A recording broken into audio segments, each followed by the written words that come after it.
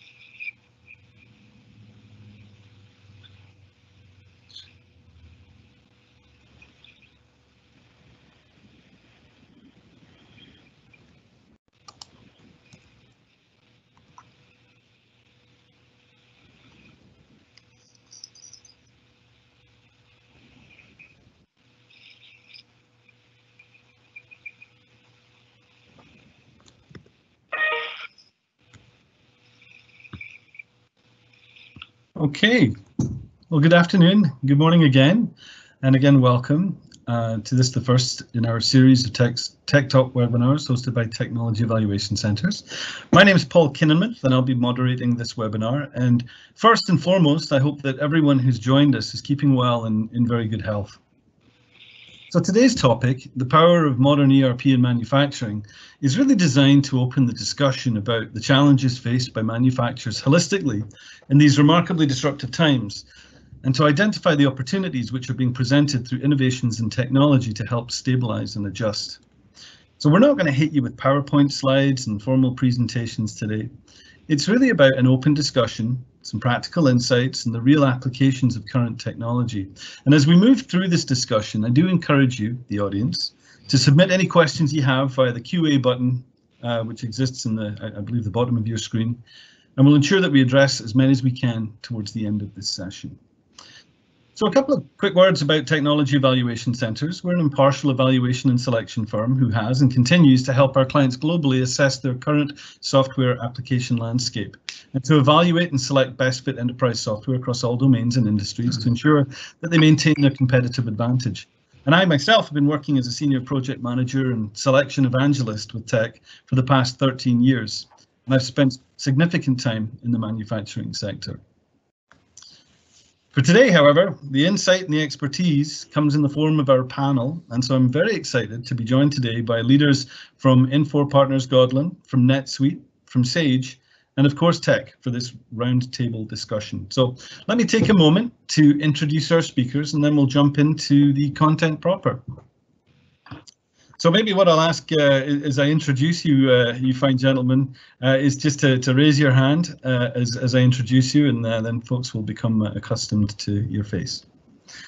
So Ron Clontz is the Senior EVP of Business Strategy at Godlin, an Infor Gold Channel partner. Ron has over 25 years experience in supporting prospects, customers, and internal sales teams. He's helped over 500 manufacturing companies to challenge their status quo and compete better in the global marketplace. So welcome, Ron. Good to have you on board.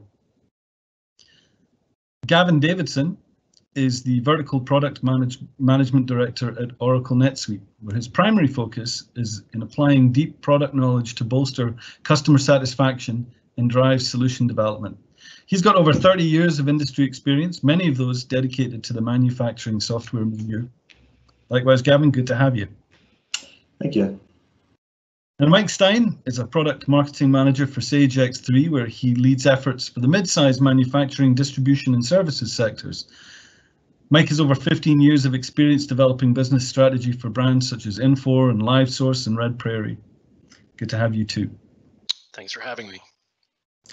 And finally, and PJ, please forgive me if I'm going to butcher your name here. We have Predrag Yakovlevich. I'm going to refer to you as PJ moving forward, who's our principal analyst here at TEC. And his expertise spans several core application areas and industries, from ERP to supply chain management to product lifecycle management and many more, and includes verticals such as manufacturing, distribution and retail. He's very well known for his incisive reports on emerging technologies, product and industry developments and vendor announcements. Good to have you too, PJ. Thanks, Paul, and nice to meet some of your panelists for the first time. Some I've known for a long time. So thanks, gents, for your participation today. I know we're eager to get started, and I've already spoken too much. So I think let's jump in. As I mentioned at the top, the world's been forced to pivot in a fairly short period of time, and there are very few individuals and businesses who've been exempt from this kind of adjustment. And today we're going to be focusing on manufacturers. And so my first question to the panel is two-part, essentially. Primarily, I'm keen to understand from your perspective, what are the primary challenges and pain points that manufacturers are dealing with right now? And as a secondary part of that question, I guess the question I want to ask is, do you think these challenges are truly pandemic related, or that they've really been accelerated as a result of the pandemic? Have these challenges, have these pain points always been there and now they're really bubbling to the surface? I'm going to start our open table. I'm going to ask Mike that question up front, and Mike, take it away. Yeah, thanks, Paul. You know, I think the challenges are really threefold. The potential need to change your business models in the face of adversity is one. Excellence in the area of project management is another. And third, the ongoing need for supply chain visibility. So if I could just briefly touch on each of those, that would be great. You know, when it comes to changing an organization's business model, I'm referring to the fact that most organizations plan for disruptions to resources and processes, but they don't necessarily recognize that business models can be just as big a threat to the continuity of their operations. For example, many companies have been dealing with this for the last decade as the growth of e-commerce has changed their path to market. But for most companies, this has been a gradual change that has given them time to test and study. The key is to ensure that their business model is as resilient to outside disruptions as it is to the rest of the business.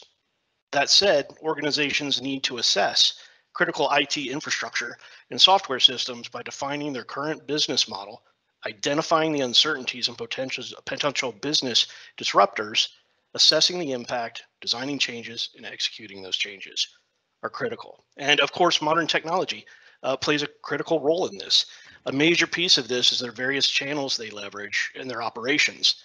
I've been seeing firsthand how a number of organizations that have traditional channels such as retail, wholesale, DSD, etc., that have now been looking heavily into e-commerce, as I mentioned before, solutions due to the pandemic, as I mentioned. And to jump into your second part of the question, absolutely, I've seen some pandemic-related shifts, specifically e-commerce.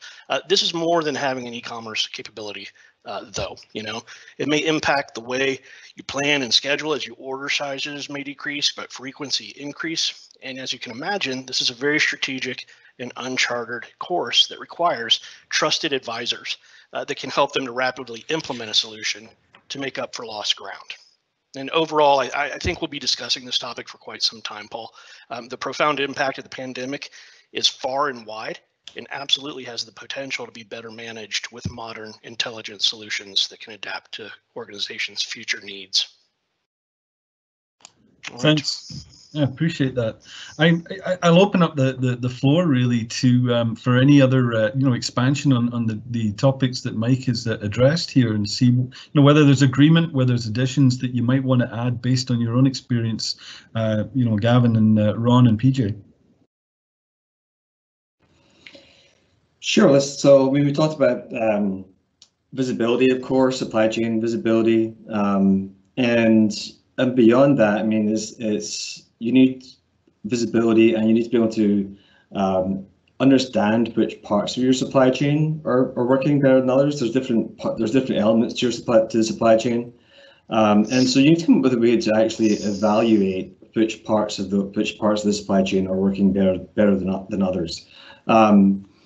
And I've traditionally kind of broken it down into like 4 different parts. So integration. So integration could be, with your suppliers, right? So whether it's full EDI, which tends to be more industry specific and high volume based, or something as simple as just having portals that the suppliers can log on to and update order status, that sort of thing. And so you can start to gather more information through that and try and build up an evaluation of each different part of the supply chain. So there's integration, there's the operational side, of course, then how do you make everything tied together? How do you evaluate the information that you're receiving? And then provide that to the next phase, which is really procurement. So the nuts and bolts process of placing orders and evaluating suppliers and that sort of thing. And then the last stage I really see is more the logistics side. So how do you actually move things around the world, which has of course been maybe been a bit of a challenge with for some of our customers. And so and reshoring as well. You talk about which parts are here to stay and which parts are pandemic driven. I think reshoring has been on the mind for a while, and it's really been forced on a lot of companies to find local resources or to reopen local facilities. And I really hope that is something that's here to stay, because there's a certain agility that comes with having the facilities open locally rather than buying entire containers worth of standardized products from overseas, that sort of thing. Thanks, and Ron, I guess I'll offer the same question set up to you in terms of the challenges that you're seeing from where you sit, and likewise, whether this has always been coming. Yeah, Paul, you're exactly right, and just to kind of reiterate what Mike and Gavin were saying is that this systemic issue that you're seeing, right? The COVID just brought, I think, put it under the ultimate microscope.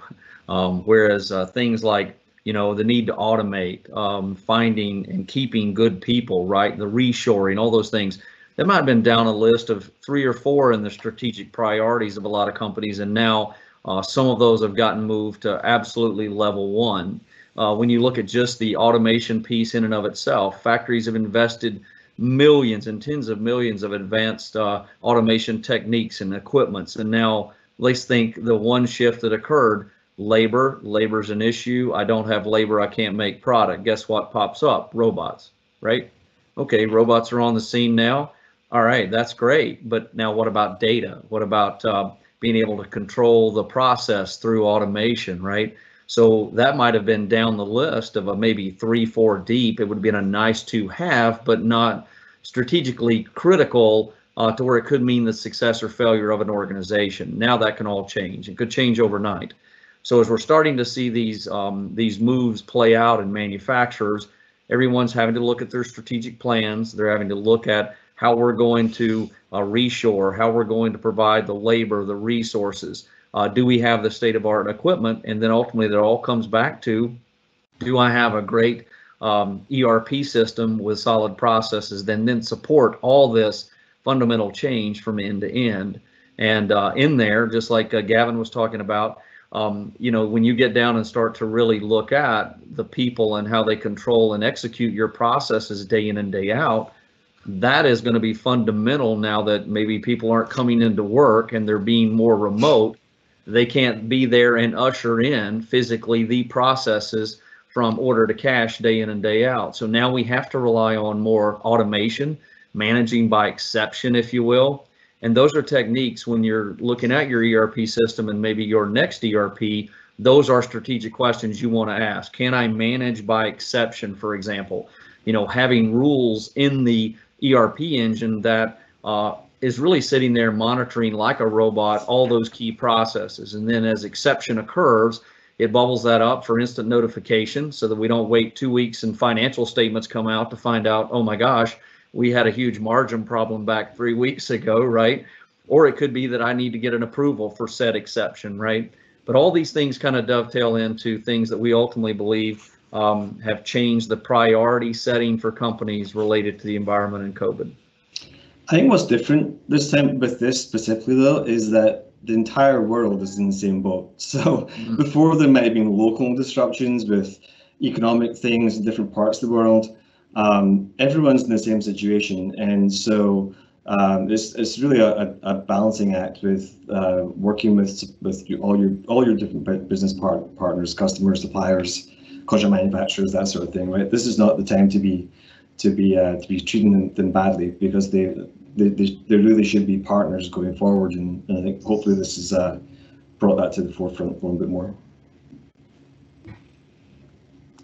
I think you know, we're seeing this term agility pop up time and time again. The ability to pivot. You know, I'm hearing so many stories about manufacturers who, you know, have developed cleaning product, for example, and have now pivoted and started to produce a new product on a dime because such as sanitizer, for example. You know, that they need to be compliant with their quality checks.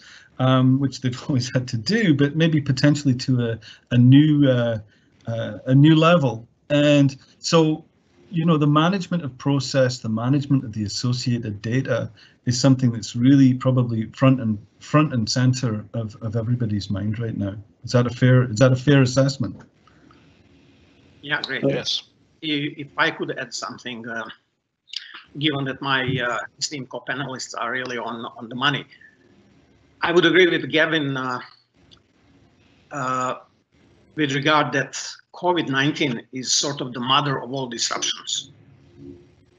But at the end of the day, it is a disruption. So I don't want to sound insensitive towards all the tragic nature and all this humongous, you know, human and economic tolls. But the point is, companies will have to remain agile, to have visibility and have you know, resilient supply chains even when this pandemic.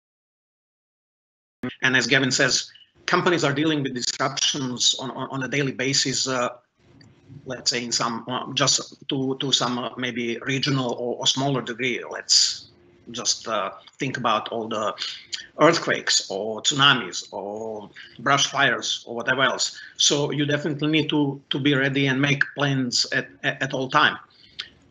You know, so what will not change after the pandemic is that the companies will definitely need to be agile and be quick on their feet. Some maybe things that the pandemic will change and that are only maybe relevant these days are workforce scheduling in manufacturing plants where people cannot really work remotely. What happens when someone gets infected, and when we are talking about quarantine or whatever else? So you need to be able to work around that.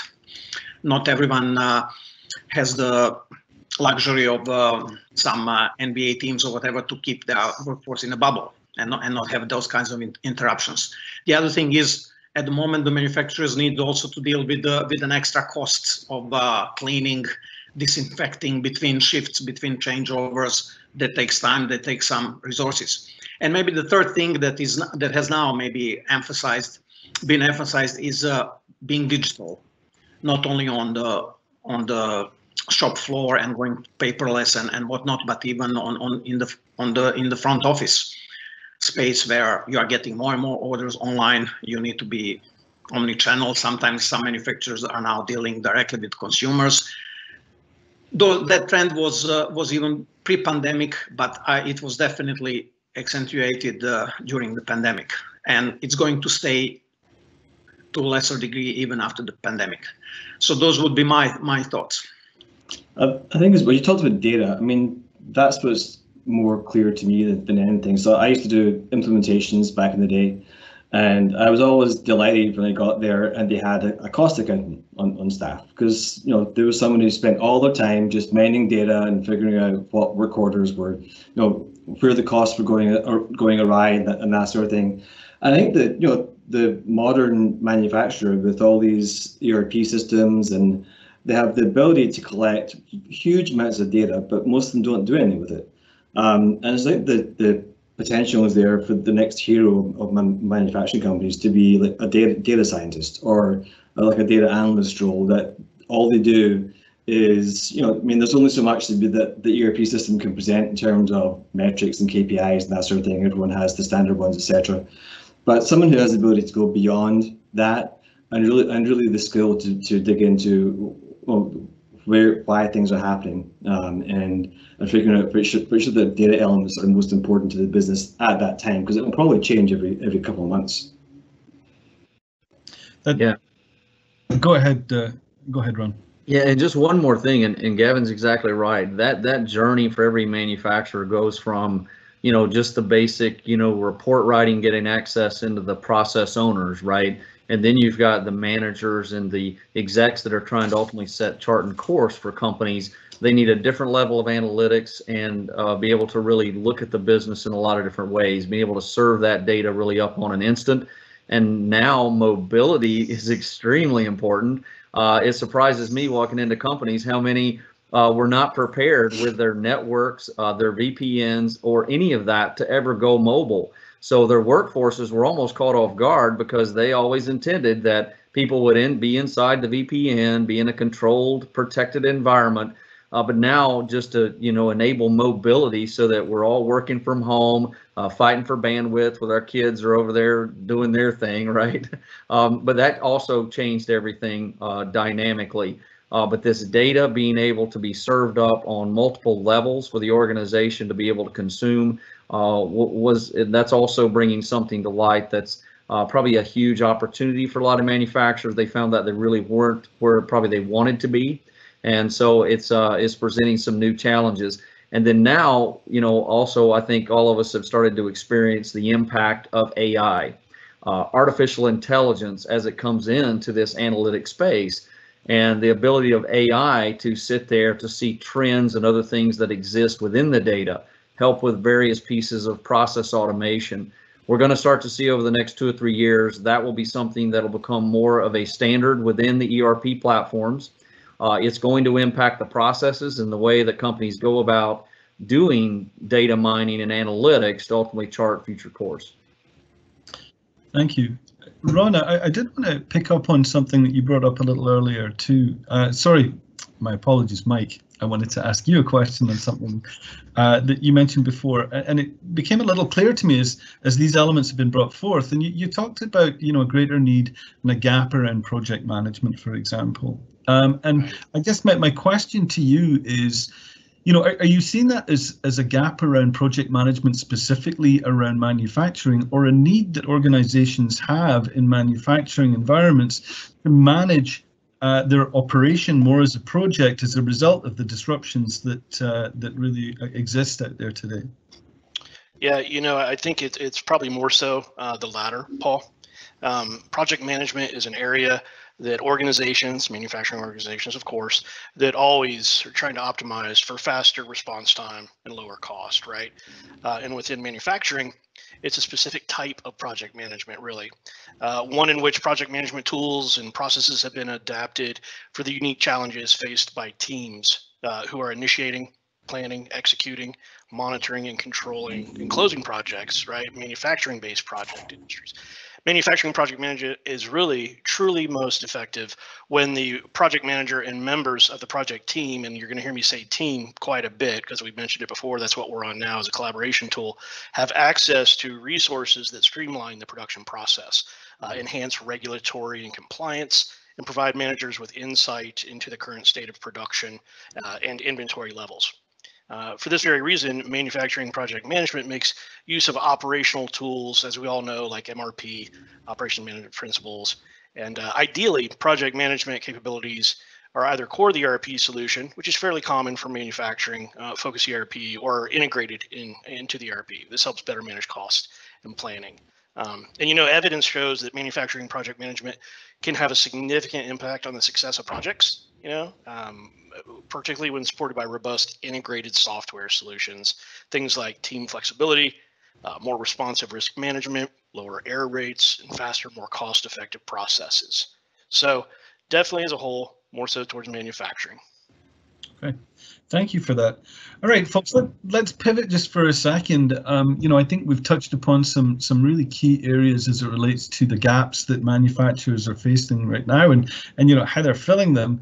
Let's switch to the technology to support those things. And I would say that I've never seen ERP move so fast and with such agility in the development as I have in the past 2 to 4 years. And I'm fairly certain that this trend is likely to continue, especially in providing solutions to address the points we've raised before. So the next question is much more pointed to the technology. The question is, what's your view of a modern ERP system? Where do we go with that? What are the hallmarks of this new modern ERP system? And how can these qualities and features and capabilities help address the challenges that we've just discussed? And I'm going to start with Gavin on this one. So it's funny. So I've been with NetSuite for 10 years, which is a long time in the NetSuite world. And 10 years ago, cloud wasn't even a thing, really. And we'd spend a lot of time, and at the start of every demonstration, just talking about cloud, trying to make sure people were comfortable with it.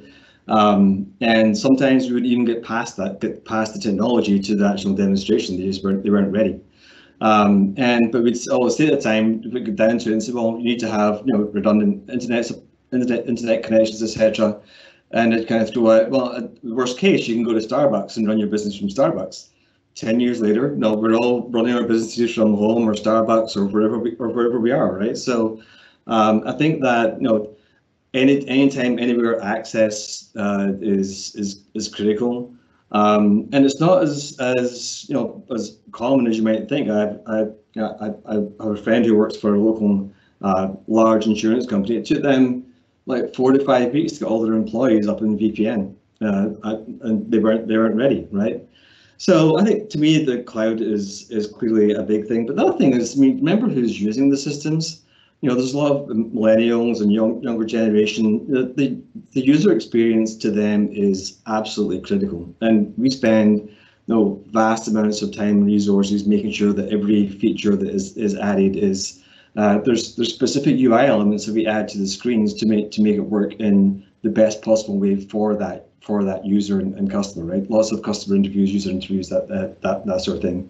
And we've talked about intelligence and analytics and stuff. So for sure, getting access to that data, and whether it's AI, whether it's machine learning, those technologies all again require huge amounts of information to be available for them to be effective. So you have to be sure that if you are going to rely on some of those things, make sure that those technologies have enough information available to them to be effective for you. Thank you. Mike, maybe I'll ask you the same question. Yeah, great question, and Gavin, thank you for that. And I'd like to introduce a notion of intelligent ERP, or IERP, if you will. I think we all know that the ERP market is shifting. We mentioned that before, and quite honestly, the truth of the matter is that organizations really need to slow down or stop investing in some antiquated legacy ERP. Everyone on this panel is familiar with modern ERP. They represent modern ERP, which is really more robust, innovative, responsive, and intelligent ERP systems to address their unique challenges. Manufacturing has many micro verticals, sub verticals, etc. This new generation of intelligent ERP is really, I feel, the future of the business enterprise. The intelligence comes from more information and data, which we've been talking about, in context learnings, and the application of the knowledge obtained to deliver better business outcomes, which is what it's all about. IERP has certain key characteristics as well. Things like IoT in real time, common data pools, adaptive user experiences. Manufacturing enterprises, for example, can optimize across all resources with IERP systems and applications. The business will ultimately improve productivity, reduce additional layers of resources in employees, technology, and processes, and altogether improve its time to market, which we all know is a very distinct competitive advantage, Paul. Sure. Yeah. Absolutely. Thank you. Ron, I'm going to ask you the same question, if I may. Excellent. Thanks, Paul. And just to kind of, just to reiterate kind of what Gavin and Mike were reiterating is just this technology shift, like you said, years ago, to think that businesses would now be on a large scale, probably I'm thinking, 9 out of 10 are choosing really the adoption and movement of the cloud. What that means is more simplicity. It's an easy access and highly secured environment. The IT teams don't take on the burdens of upgrades in the past.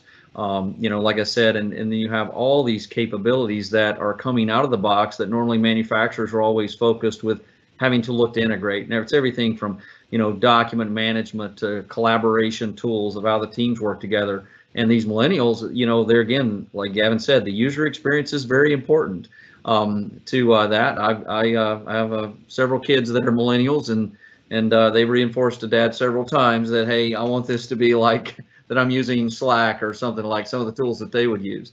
And so that experience is really important. And then when you start to really bring that down for manufacturers now in this environment, that we've got to really embrace everything from the e-commerce, the connectivity to supply chains, and how these systems within that cloud environment then can seamlessly connect to the other applications via APIs for, which is, the new age way that softwares connect to each other rather than a lot of coding.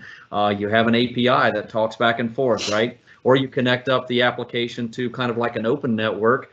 And then within that open network, the business information moves from application to application seamlessly. So there's a lot of techniques in there that this transformation to modern ERP, and really the definition of that today, can have huge benefits for organizations that are struggling in these various areas that we've discussed.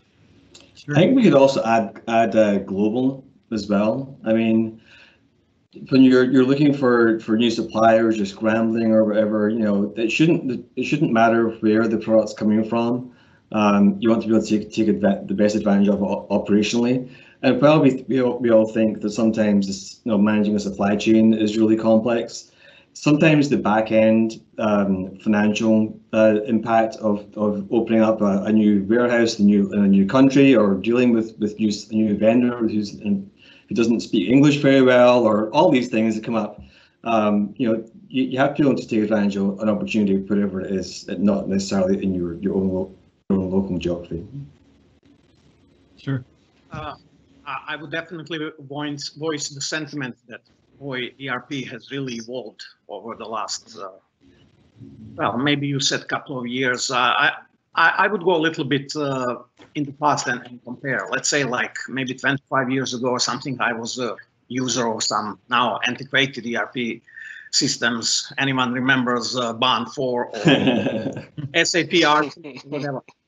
And basically, gone are the days when ERP systems were just mere repository of transactions and records, and users had to be like some rocket scientists to know all these, secret keystrokes and combinations or whatever, and then to know exactly where to look for something. And then you, after doing all that, you get some information, and it tells you that something happened. And maybe if you're lucky, it may tell you why it happened, but in any case, you're already like few weeks behind because it already happened. So move towards today. We have these modern ERPs which are much easier to use, as Gavin says, for the millennials. They can sort of hit the ground running. It is simply intuitive, maybe not necessarily zero training, but minimum training. It just works like iPhone or whatever else. It is intuitive. It's a consumer-like. But not only that, they come with built-in these cognitive of AI intelligent tools that understand the context. They can anticipate what each user may need and can proactively alert you to watch for something. And not only that, they can even prescribe what to do about that. So that is the way, where the ERP and enterprise applications are heading to. Now, some people may get ahead of themselves because I've heard term thrown out like, oh, self-driving ERP. Well, not so fast. I'm not sure we are there, because in self-driving, what you do, you put the start destination and final destination, and you sit and relax. Well, I don't think ERP can do that, but maybe these bots within ERP can do some smaller tasks, repetitive tasks, sort of equivalent to, let's say, self-parking or, automatic braking or whatever else, sort of to keep you alert and to augment the human beings and human users. I would concur that I think I mentioned 4 years that I've witnessed this incredible shift, and there are a few things that even wow the clients that I work with on a day-by-day basis as they migrate from that sort of data entry system, which then spits out reports that they have to filter through and do stuff with, into this more intelligent work or workstation or work group based environment where they know what they need to do on any given day with the data that's been provided to them historically. And I'm looking at this machine learning environment, I'm looking at this AI backend that is really augmenting that.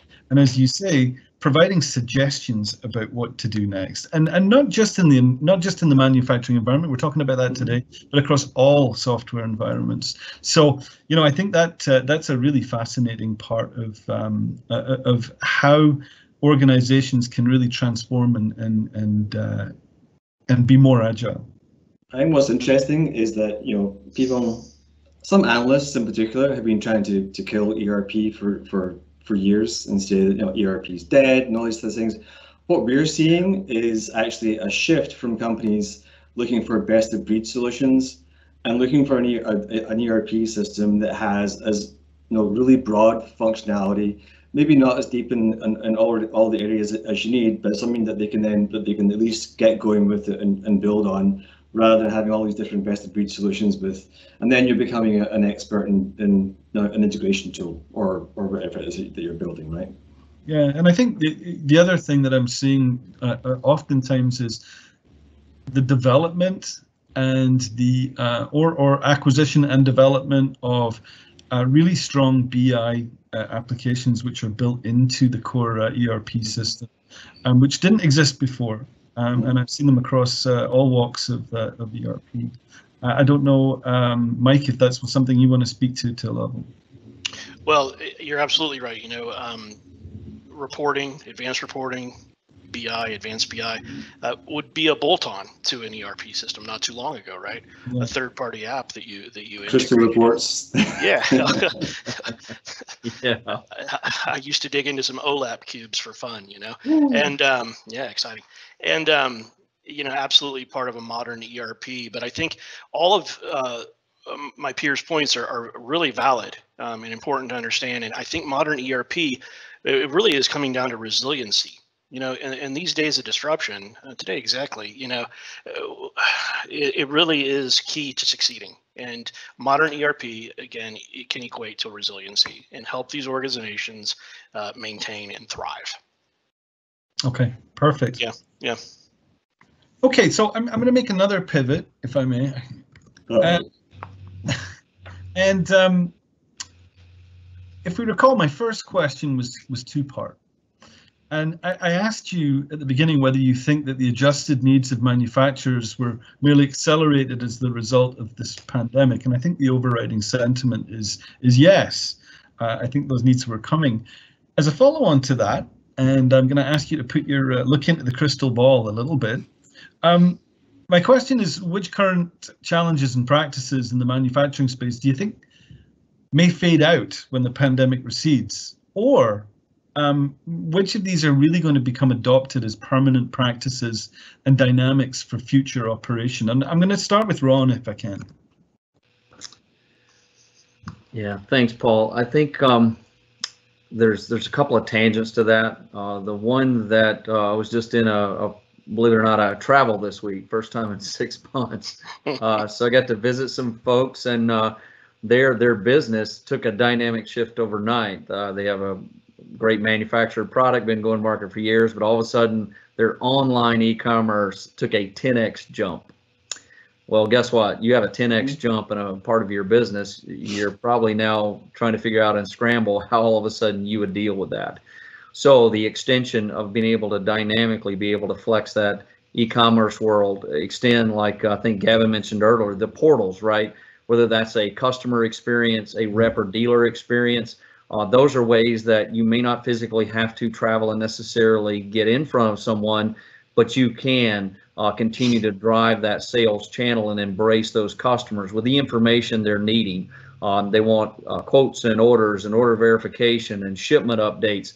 And normally all that would come in and out of the organization. I see that trend as something that's going to continue to evolve. Like I said, it moved up in the priority list for a lot of companies because of just the external circumstances that we're sitting in.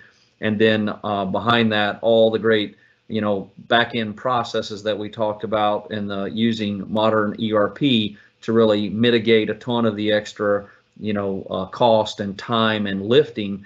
Because at the end of the day, your teams are probably thinner than they are today, and you're wanting to do more with less, and that's the resounding impact. Great answer, thank you. Gavin, same question to you. Which of these shifts are likely to fade, and which are potentially here to stay? I think hopefully people have learned the value of having resiliency in your supply chain. I talked before about how you can evaluate your supply chain and make it a little bit more resilient. So I hope that's something that stays. And it can be as simple as making sure that you're not relying on one supplier and in one geography, right, for a particular item. And hopefully something that they've learned, that this is really dear to my heart, is that the value of creativity in your business and beyond agility. Your manufacturing, to me, at its core is a creative process. You have engineers who design things, create things out of nothing, or to satisfy a need, that sort of thing. And if you have those resources in your business, then you can apply that creativity to many different problems and hopefully come up with some creative solutions. Thank you, Mike.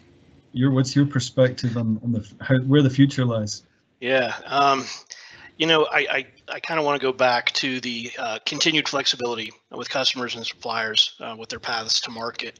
The need for continued flexibility with customers and suppliers with their paths to market. It's absolutely critical. In order to come back stronger, companies should reimagine their business model, like I was speaking to earlier. And that can be e-commerce, which I've seen Ron as well firsthand multiple times as of recent, as a return to full speed. The moment's really not too lost. It really isn't. Those who truly step up and engage and up their game, quite honestly, will be better off and far more ready to confront the challenges that we're not even aware of yet. Opportunities of the next normal, right? And so I really think it is about the business model. They need to be fluid, flexible. Organizations need to focus on strategic areas like recovering revenue, quite honestly, rebuilding operations, rethinking the organization, and accelerating the adoption of digital solutions. So that's a little bit more at a high level, but overall, that's how I see it. Great. PJ, as our eye in the sky, I'm going to give you the last word on here. I know you've seen the evolution, and you talked to it a moment ago. What kind of stick-to-itiveness do you see in the development that's happening today, specifically to address the current situation and moving forward? Well, my peers have already hit on some really good themes and relevant themes. So, yeah, definitely, I will agree with Gavin that many companies will no longer keep all their eggs in one basket and just rely on one supplier or one region. So definitely there will be some supply chain diversification. The things that will maybe go away, hopefully, if we ever find this vaccine, will be those issues that I mentioned about workforce scheduling when someone gets infected and some part of plant people cannot come to work or whatever else. And also we won't go crazy about all this disinfection and whatever else that we are doing today. But some things that will definitely stay is definitely omni-channel order management, going digital, which means cloud mobility and whatever else, wherever you can replace paper and all that stuff. And one thing that maybe I would mention, it hasn't been mentioned so far, would be this notion of intelligent automation, which means humans and bots working together and interactively. Not only the physical robots in the warehouse or on the plant that are going to help humans or each other, but also these digital bots who can then do the legwork, who can crunch the number, do the things, the repetitive rote task and all that humans hate doing anyway, and then prepare those, pre-populate some forms or whatever else for the humans, who will then have much more time available to come up with some strategic decisions, value-added activities, and all that kind of stuff. That's definitely going to stay here, and we will only see increase that in the future down the track. Okay. I think the robotics is a really interesting point as well, right? I mean, we have a bunch of customers who actually make those systems, and they're really easy to implement now. It's like you set it up in your warehouse, and some of them will even, it's almost like your vacuum cleaner at home, the robovacs, right? They'll walk around the warehouse and map it all out. And who doesn't want to have an extra pair of hands that doesn't get sick, doesn't get COVID, and can automate some pretty easy tasks, right? So. Yeah, and so the journey past that is once the digital assets or those robots and the high-tech plastic injection molding machines, the CNC machines, right? You've got all types of these very expensive assets that are highly productive. They're usually multifunctional. It's usually not only the part, but the part movement, sometimes even to the packing, to where it can be almost a lights-out manufacturer. Then take an advanced ERP platform, connect to that digital infrastructure of the device, know the CNC's health, right, so that we could do some predictive maintenance off that to try to stop unplanned downtime, and then be able to do that from a manufacturing perspective to drive like real-time OEE and all that. So manufacturers will take this necessity to try to take the labor out of the problem, that maybe COVID and others accentuated. But now let's capitalize upon that and start to use that digital information, like PJ said, to let's automate a lot of that stuff, so I don't have to have a person go tell the system what a robot did, right? Exactly. Okay, we got a couple of. I know we're nearing our time, but I do have a couple of questions that have come through. Let me just pick one of them here. Mike, I'm going to fire this one at you first. The first question is, what do you think are the hallmarks of company culture that most encourage business transformation in times of disruption? Yeah, great question. And in my mind, what we're really talking about is a system of shared meaning, that are held by the various members, that distinguishes the organization from other organizations, right? Culture. We have mission stations, we have culture. But as it relates to culture, I think the hallmarks are things like innovation and risk taking, attention to detail, outcome orientation, people orientation. We've talked about the workforce. Team orientation, again, is key. That's just a handful, but if I could really hone in on three, it would be innovation and risk taking. Basically the degree to which employees are encouraged to innovate and take risks. Personally, we're all about innovation, right? That's what keeps us moving forward, and risk taking is encouraged. Outcome or orientation, right? The degree to which management focuses on results or outcomes rather than on technique and process. And then third, that I would, of all the hallmarks would be team orientation. The degree to which work activities are organized around teams rather than individuals. I'm on Teams calls all the time. I'm sure you guys are too. So it really does make a difference to be a collaborative, moving organization towards a common outcome. So those are some of the hallmarks, Paul. Excellent, thank you. Gavin, Ron, I'd give you an opportunity to add to that. If not, I can move to the next question. Well, I already touched on creativity, so I think that's part of it as well. And that a lot of time is just creating the environment where that is encouraged, right? So I think having an open environment where and back in the day, I remember, which you guys all remember, they'd have like suggestion boxes in the manufacturing facility, right? With like, and if you suggested like a process improvement, that you get like X% of whatever it saved the company in a month, right? Those things are, they might seem a little bit hokey back in the day, but those things work, So as be creative and allow your employees, create a diverse workforce as well is important. Make sure that you get input from different people with different cultures and backgrounds and that sort of thing. And create an environment where they can communicate and collaborate. Okay, I'm going to ask one more question before we wrap up, and I'm going to share this between Ron and PJ with the greatest respect to you, Gavin, and you, Mike, and that is. What are some of the most easily accessible or first automation wins that you see manufacturers adopting through new ERP systems? So it's a variation on a theme that we've already spoken about, but it's really about those first wins, the immediate wins that you can expect. Gavin, I'll ask you. Sorry, Ron, I'm going to ask you first. Yeah, thanks, Paul. These